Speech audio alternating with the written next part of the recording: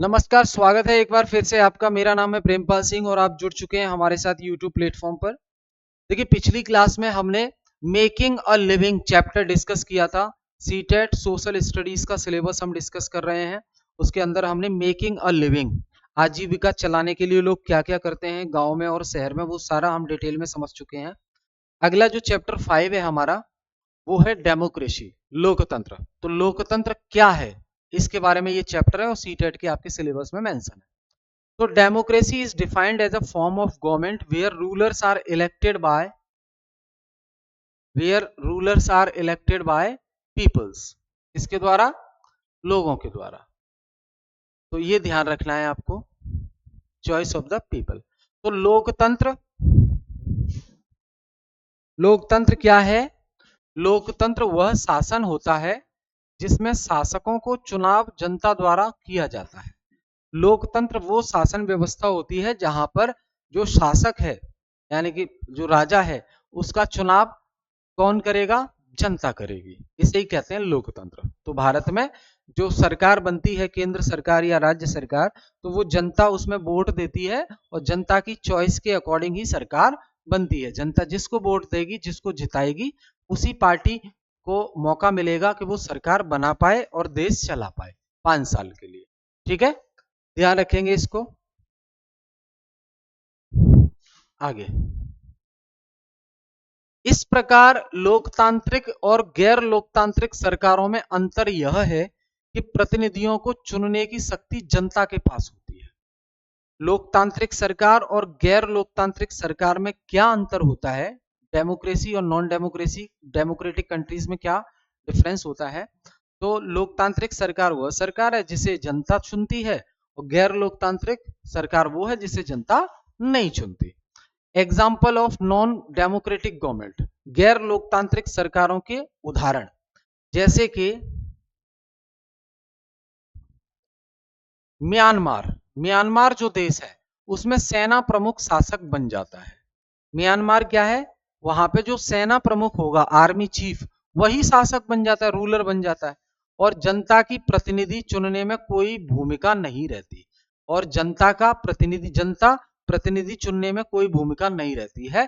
तो म्यांमार में army commander becomes ruler and people have no role in electing their representatives. हमारे यहाँ MP MLA को चुनने में हमारी भूमिका है, हम वोट देकर चुनते हैं। लेकिन म्यांमार जो कि नॉन डेमोक्रेटिक कंट्री है, वहां पे आर्मी का जो चीफ है वही राजा बन गया, तो जनता ने थोड़ी ना चुना है उसको। ठीक है, तो इसे कहेंगे गैर लोकतांत्रिक शासन व्यवस्था। और एग्जाम्पल देखो, जैसे सऊदी अरेबिया का एग्जाम्पल दिया है। सऊदी अरब में शासक शाही परिवार से होते हैं और जनता निर्णय निर्माण में भाग नहीं लेती। सऊदी अरब में भी राजा रानी के परिवार से ही आगे आने वाले पीढ़ी में राजा बनता जाएगा। सरकार कोई पार्टिसिपेट नहीं करती है, जनता कोई पार्टिसिपेशन नहीं दिखाती है सरकार चुनने में। एक शाही परिवार होता है, उसी के लोग इसमें आते हैं और सरकार चलाते हैं। फीचर्स ऑफ डेमोक्रेसी की अगर हम बात करें कि लोकतंत्र की विशेषताएं क्या हैं, लोकतंत्र की विशेषताएं क्या है, तो सबसे पहली लोकतंत्र की विशेषता तो यही है कि स्वतंत्र और निष्पक्ष चुनाव हो, यानी कि फ्री एंड फेयर इलेक्शन हो देश में, कोई घपला घोटालेबाजी ना हो, जनता रियल में जिसको वोट दे रही है वही जीते और वही शासन करे, कोई लफड़ा ना हो, कोई घोटाला ना हो, कोई करप्शन ना हो चुनाव में। तो फ्री एंड फेयर इलेक्शन होने चाहिए। अपने यहाँ जैसे कि डेमोक्रेटिक कंट्री है, लोकतांत्रिक देश है भारत, तो हमारे यहाँ जो इलेक्शन कमीशन ऑफ इंडिया है, भारत का चुनाव आयोग, ये फ्री एंड फेयर इलेक्शन करवाने की जिम्मेदारी लेता है संविधान के आर्टिकल 324 के तहत। अब तो डेमोक्रेसी की पहली विशेषता तो हो गई कि स्वतंत्र रूप से और निष्पक्ष चुनाव होने चाहिए देश में। दूसरा, जो चुनाव में जिस पार्टी का बहुमत आए, चुनाव में जिस पार्टी का बहुमत आए, यानी कि सबसे ज्यादा सीट जो पार्टी जीते, उसी को सरकार चलाने दो। ठीक है, तो बहुमत का शासन होना चाहिए, यानी कि बहुमत जिस पार्टी को मिले उसी के अनुसार सत्ता चले। ठीक है, तो बहुमत जिस पार्टी को मिले उसी के अनुसार सत्ता चले, लेकिन अल्पसंख्यकों के अधिकारों को सुरक्षित रहते हैं, ये ध्यान रखें। तीसरी फीचर है अधिकारों की सुरक्षा। अब हमारे जो अधिकार हैं वो भी सुरक्षित रहे नहीं। पता लगा सरकार बन गई और सरकार मनमानी तरीके से अपने हिसाब से ही काम किए जा रही है। हमारे न तो हमें आजादी है किसी प्रकार की, ना घूमने की आजादी, ना बोलने की आजादी, ना हमारी कोई जान की सुरक्षा है। तो भैया हमारे अधिकार ही सुरक्षित नहीं है। ऐसी लोकतांत्रिक सरकार का हम करेंगे क्या? तो लोकतांत्रिक सरकार वो है जहां पे अधिकारों की भी सुरक्षा मिले, अभिव्यक्ति और धर्म की स्वतंत्रता जैसे मूल अधिकार सुरक्षित होते हैं। जैसे फंडामेंटल राइट्स हैं हमारे संविधान में सुरक्षित है, वैसे ही अधिकारों की सुरक्षा होनी चाहिए लोकतंत्र में। फिर कुछ भी हो सरकार की जवाबदेही तय होनी चाहिए। सरकार जनता के प्रति उत्तरदायी होती है लोकतंत्र में। अगर कुछ भी गलत होता है तो सरकार जिम्मेदार है उसके लिए और सरकार जवाब देगी उसके लिए। अगली विशेषता है लोकतंत्र की, कानून का शासन होना चाहिए। तो कानून सभी पर समान रूप से लागू होता है। रूल ऑफ लॉ का मतलब एक संविधान हो देश का और संविधान के अनुसार ही सभी लोग काम करें। संविधान से ऊपर बढ़कर कोई नहीं है, सब संविधान के अंडर दायरे में आते हैं और संविधान सबको मानना होता है। संविधान के नियम कानून सबको फॉलो करने होते हैं चाहे कोई भी हो। अगली विशेषता है नागरिक सहभागिता, सिटीजन पार्टिसिपेशन। यानी कि जो नागरिक हैं यानी कि हम और आप लोग, वो मतदान और चर्चाओं के माध्यम से भाग लेते हैं सरकार के निर्णयों में। तो सरकार चुनने में एक तो हम भागीदारी दिखाते हैं, दूसरा सरकार कोई निर्णय लेना चाहती है तो हमारे द्वारा जो चुने गए प्रतिनिधि हैं वो वहां बोलते हैं लोकसभा राज्यसभा में और उसमें वाद विवाद करते हैं, बहस करते हैं, डिबेट करते हैं। तो ये भी होना चाहिए लोकतंत्र में। तो ये सारी चीजें विशेषताएं हैं लोकतंत्र की। आगे निर्वाचित नेताओं द्वारा लिए गए प्रमुख निर्णय। जो नेता होते हैं, इलेक्टेड लीडर्स होते हैं जिन्हें हम वोट देकर चुनाव जिताते हैं, उनके द्वारा लिए गए कुछ निर्णय। जैसे 1999 में जनरल परवेज मुशर्रफ ने पाकिस्तान की लोकतांत्रिक सरकार को हटा दिया। ये उदाहरण दिया है हमारे पड़ोसी का, पाकिस्तान का। कि 1999 में जो जनरल परवेज मुशर्रफ थे, आर्मी के चीफ, पाकिस्तान आर्मी के चीफ जनरल परवेज मुशर्रफ, उन्होंने पाकिस्तान की लोकतांत्रिक सरकार को ही हटा दिया और खुद का रूल ले आए। तो ये थोड़ी ना हुआ लोकतंत्र। ठीक है। 2002 में उन्होंने स्वयं को 5 साल के लिए राष्ट्रपति घोषित कर दिया। अपने आप को ही खुद को ही राष्ट्रपति घोषित कर दिया परवेज मुशर्रफ ने 2002 में 5 साल के लिए। समझ गए? लो कर लो बात अब लोकतंत्र की। इसके बाद उन्होंने, परवेज मुशर्रफ ने लीगल फ्रेमवर्क ऑर्डर पारित किया जिससे संसद भंग की जा सकती है। संसद को भी भंग करने का कानून ले आए। हालांकि चुनाव हुए लेकिन वास्तविक शक्ति सेना के पास ही थी। रियल पावर किसके पास है पाकिस्तान में? सेना के पास है। अभी जनरल आसिफ मुनीर है, जनरल आसिफ मुनीर वो है चीफ, वही है पावरफुल इस समय। इसलिए मुशर्रफ के शासन में पाकिस्तान लोकतांत्रिक नहीं था, वो तो सेना का शासन आ गया था वहां पे। स्वतंत्र और निष्पक्ष चुनावी प्रतिस्पर्धा, free and fair electoral competition क्या है? चीन में राष्ट्रीय जनप्रतिनिधि सभा के लिए हर 5 साल में चुनाव होता है। केवल कम्युनिस्ट पार्टी के सदस्य या सहयोगी ही चुनाव लड़ सकते हैं, वन पार्टी सिस्टम। अब ऐसे भी लोकतंत्र का क्या करो कि दूसरी पार्टी को मौका ही नहीं मिल रहा है चुनाव लड़ने का।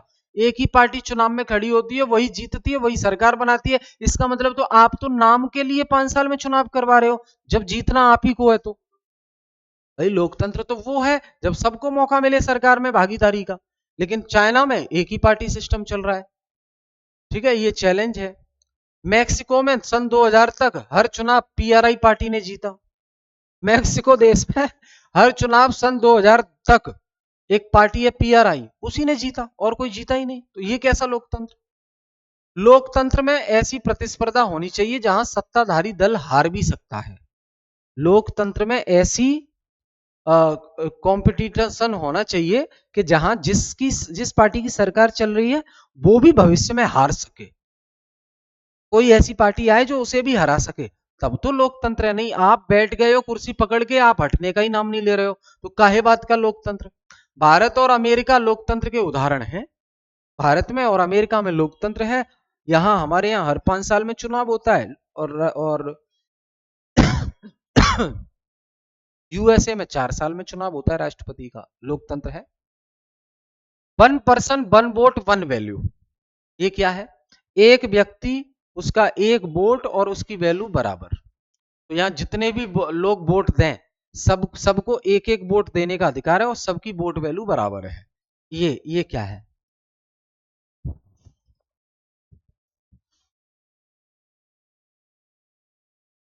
राजनीतिक समानता लोकतंत्र की आधारशिला है। राजनीतिक समानता लोकतंत्र की आधारशिला है। Political equality is the foundation of democracy, इसलिए राजनीतिक समानता होनी चाहिए। सऊदी अरब में 2015 तक महिलाओं को मतदान का अधिकार नहीं था। सऊदी अरब में 2015 तक सोचिए, महिलाओं को वोट देने का अधिकार नहीं था। एस्टोनिया में रूसी अल्पसंख्यकों को मतदान में कठिनाई होती थी। फिजी जो देश है उसमें स्थानीय लोगों के वोट का मूल्य अधिक था। लोकल जो लोग हैं फिजी के, उनका वोट का वैल्यू ज्यादा होता था और दूसरे जो लोग वहां आके रहने लगे थे उनके वोट का वैल्यू कम होता था। तो डेमोक्रेसी का मतलब होता है एक व्यक्ति एक वोट और सबके वोट की वैल्यू बराबर। समझ गए? ये सभी लोकतंत्र के सिद्धांतों का उल्लंघन है। ये जितने भी देख रहे हैं आप, ये लोकतंत्र के सिद्धांत का पालन नहीं करते हैं, ये उल्लंघन है। रूल ऑफ लॉ और रेस्पेक्ट फॉर राइट्स, कानून का शासन और अधिकारों का सम्मान। तो जिम्बाब्वे 1980 में रॉबर्ट मुगाबे के नेतृत्व में स्वतंत्र हुआ। जिम्बाब्वे स्वतंत्र कब हुआ? 1980 में। चुनावों में गड़बड़ी कर सत्ता बनाई रखी गई, चुनाव में गड़बड़ी की गई। मीडिया को नियंत्रित किया गया और आलोचना पर रोक लगा दी कि कोई हमारी बुराई ना कर सके। सरकार की आलोचना करने वाले पत्रकारों को परेशान किया गया। तो ये भी लोकतंत्र के खिलाफ है। लोकतंत्र के विरोध में तर्क क्या है? Arguments against democracy. लोकतंत्र के विरोध में तर्क क्या है? तो यहां देखो, सरकार का बार बार बदलना अस्थिरता लाता है। मतलब लोकतंत्र के विरोध में तर्क का मतलब है वो कौन से लोग हैं जो कहते हैं कि लोकतंत्र खराब है। तो ये कह रहे हैं क्यों खराब है? क्योंकि सरकार हर 5 साल में बार बार बदलती रहती है तो ये अस्थिरता लाती है, स्थिर सरकार नहीं बन पाती है, जिससे विकास का काम अच्छे से नहीं हो पाता, ये कहते हैं। तीसरा, निर्णय निर्माण में देरी होती है। एक सरकार आई फिर दूसरी आई, उसने निर्णय बदल दिए, एक रहेगी तो निर्णय एक जैसे चलेंगे। लेकिन लोकतंत्र जरूरी है, पता नहीं कौन सी पार्टी कब निरंकुश हो जाए, तो कम से कम बदलने का मौका तो हो। राजनीतिक प्रतिस्पर्धा भ्रष्टाचार बढ़ाती है। मतदाता जागरूक नहीं हो सकते ऐसे, ठीक है। लोकतंत्र के पक्ष में कौन से तर्क हैं कि जो कहते हैं लोकतंत्र होना चाहिए? तो भैया लोकतंत्र जवाबदेही प्रणाली तय करता है, सरकार की जवाबदेही होती है लोगों के प्रति। यह निर्णयों की गुणवत्ता सुधारता है। अच्छे निर्णय नहीं लिए तो कल को हरा दिया जाएगा चुनाव में, फिर बाहर हो जाओगे। इसलिए अच्छे क्वालिटेटिव निर्णय लेने हैं आपको। यह संघर्षों को शांतिपूर्ण ढंग से सुलझाता है। यह नागरिकों की गरिमा बढ़ाता है, क्योंकि नागरिकों को लगता है हम ही सरकार बना रहे हैं और वास्तव में बनाते हैं, तो उनकी गरिमा बढ़ती है, डिग्निटी बढ़ती है सिटीजन्स की। यह गलतियों को सुधारने का अवसर भी देता है। अगर एक बार किसी पार्टी की सरकार ने गलती की तो उसे सत्ता से बाहर कर दिया, अगली बार उस पार्टी को मौका दोबारा से भी मिल सकता है, तो अगली बार अच्छा काम करेगी, वो पुरानी गलतियां नहीं दोहराएगी, ठीक है। तो प्रतिनिधि लोकतंत्र में निर्वाचित नेता जनता की ओर से शासन करता है। रिप्रेजेंटेटिव डेमोक्रेसी क्या है?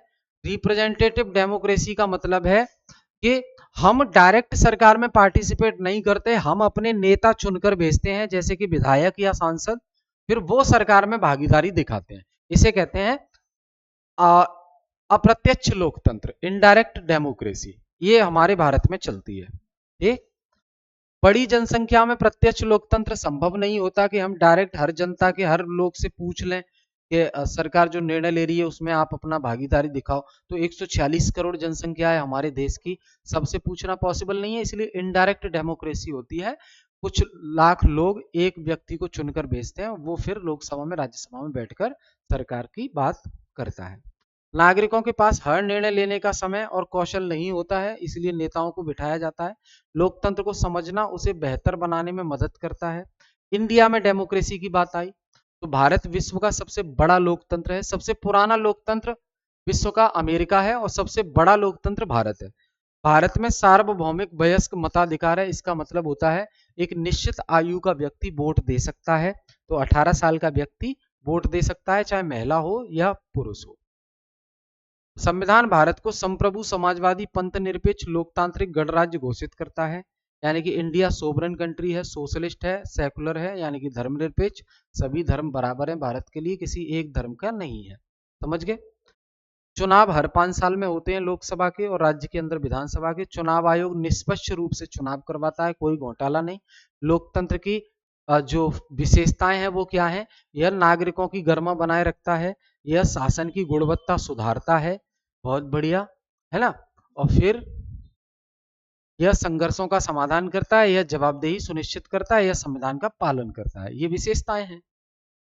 महत्वपूर्ण परिभाषाएं देख लो एक बार। डेमोक्रेसी क्या है हमने देख ली। प्रतिनिधि लोकतंत्र क्या है? डेमोक्रेसी क्या है? वह शासन प्रणाली जिसमें जनता प्रत्यक्ष या अप्रत्यक्ष रूप से शासन करती है, उसे कहते हैं डेमोक्रेसी। प्रत्यक्ष रूप से मतलब जनता सीधे पार्टिसिपेट करे, अप्रत्यक्ष रूप से मतलब जैसे इंडिया में हम अपने एरिया से एक विधायक या सांसद चुनकर भेज देते हैं, फिर वो सरकार चलाता है, यानी कि हमारे बिहाफ पे वो चलाता है, तो इसे कहते हैं इनडायरेक्ट डेमोक्रेसी, अप्रत्यक्ष लोकतंत्र। फिर है प्रतिनिधि लोकतंत्र की परिभाषा। तो प्रतिनिधि लोकतंत्र में निर्वाचित प्रतिनिधि जनता के लिए निर्णय लेता है लोकसभा राज्यसभा में। आज कौन सा लोकतंत्र सबसे प्रचलित है? तो representative democracy is most common today.